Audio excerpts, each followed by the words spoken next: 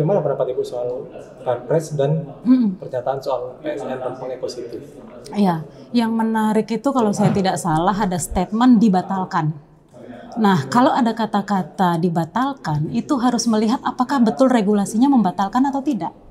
Atau kita menafsirkan sendiri itu dibatalkan. Kalau kita menafsirkan sendiri tidak boleh.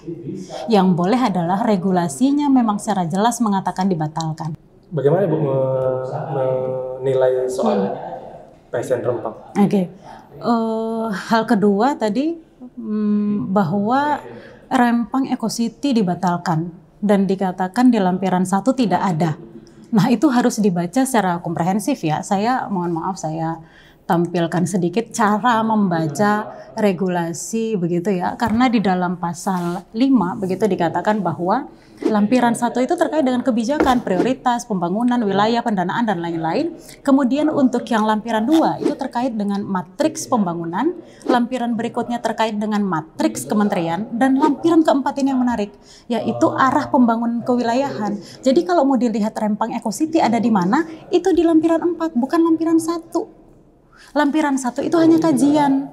Nah, lampiran 1, 2, 3, 4 itu satu kesatuan dengan perpresnya. Jadi tidak bisa dipisahkan. Pertanyaannya, apakah Rempang Eco City tidak ada di lampiran 4? Ada. Gitu. Jadi apakah pembatalan itu terjadi? Tidak bisa. Jadi regulasi dengan regulasi, kalau ada perpres dia keluar membuat kebijakan, maka yang membatalkannya perpres. Kalau ada perjanjian dengan perjanjian mau dikatakan dibatalkan, berarti ada perjanjian baru. Kalau ada undang-undang mengatakan dibatalkan, berarti ada perubahan untuk mengatur, tidak mengatur lagi tentang hal tersebut. Jadi kalau kita mengatakan apakah Rempang Eco City itu dibatalkan, itu kajiannya harus lebih komprehensif. Karena Rempang Eco City itu bukan hidup dari perpres. Jadi harus dilihat lagi regulasi yang lain. Ada tidak peraturan pemerintahnya, ada tidak undang-undangnya, ada tidak perjanjiannya. Ternyata Rempang Eco City berlandaskan perjanjian. Jadi kalau dia membatalkan, batalkan dulu perjanjiannya. Jangan regulasinya dihidupkan, dimatikan, dikatakan dimatikan, tapi perjanjiannya hidup. Kalau begitu, bagaimana soal yang di lampiran 1? Kan itu ada daftar 77 PSN. Benar nggak kalau kita menyimpulkan kalau PSN Rempang Eco City tidak masuk di daftar PSN yang menjadi RPJMN? Tidak, salah. Di bagian lampiran 1 itu hanya bicara tentang provinsi.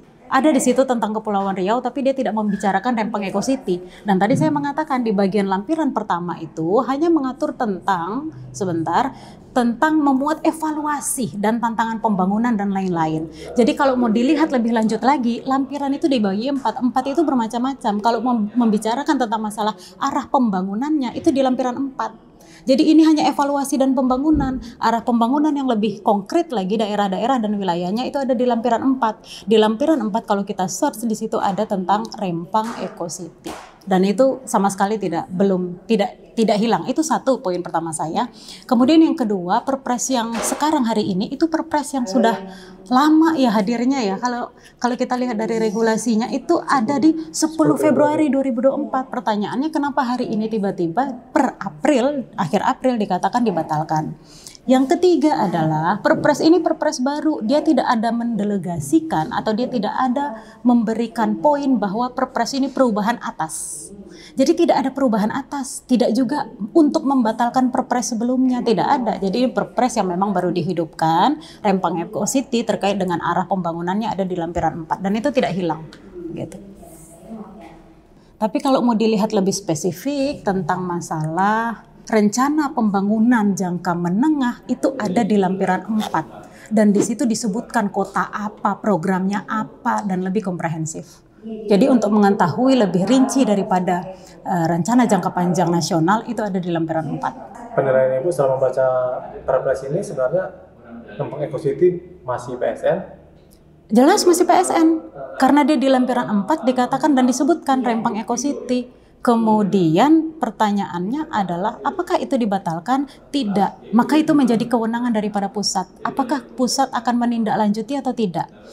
Kalau kita mau meng-cross-check lagi berita-berita sebelumnya, ada pernyataan dari Kepala BP Batam yang mengatakan bahwa Rempang Eco City masih ada kok di lampiran, jadi dia tidak hilang. Jadi itu terserah daripada pemerintah pusat. Memang itu kembali kepada pemerintah pusat.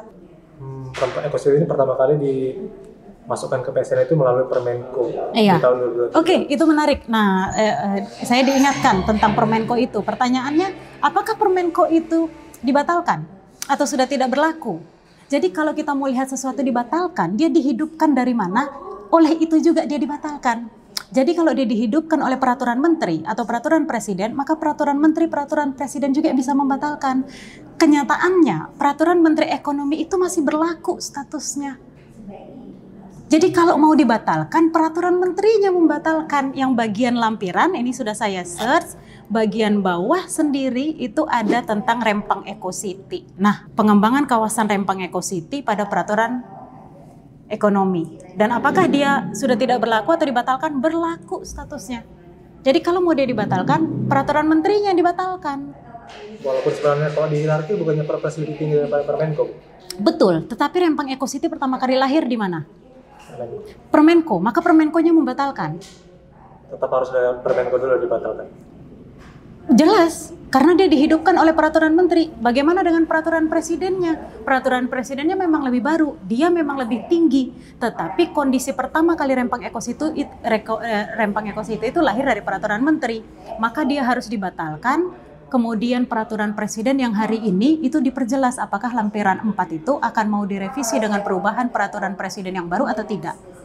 Karena kalau nanti peraturan ekonominya masih hidup, menteri masih bisa menindaklanjuti. Hari ini isu yang terjadi apa? Bahwa menteri transmigrasi akan melakukan. Nah ini menarik lagi, berarti dari menteri ke menteri akan membuat kebijakan. Nah itu dia. Sama-sama regulasi tidak ada untuk dibatalkan atau dirubah, itu tidak ada. Nah, dan justru dengan yang baru ini, Permenko yang baru yang disisipkan tadi itu semakin 2A. Semakin membuat yang penanggung jawab segera strategis itu bekerja segera. Ya? Pasal 2 disisipkan 2A, baru pasal 3. 2A-nya ini menarik. Saya pun baru nih. Setiap penanggung jawab harus menyelesaikan sebagaimana tercantum dalam lampiran. Nah, itu kan menarik. Dalam hal tidak sesuai pada waktu, penanggung jawab melaporkan pelaksanaan usulan revisi. Jadi kalau nggak sesuai, laporkan ke kementerian. Apa yang mau direvisi? Berarti harapannya bisa di ayat 2. Tapi revisinya bagian mana? Tadi imigrasi. Transmigrasi. Transmigrasi, maaf. Mungkin. Saya nggak tahu.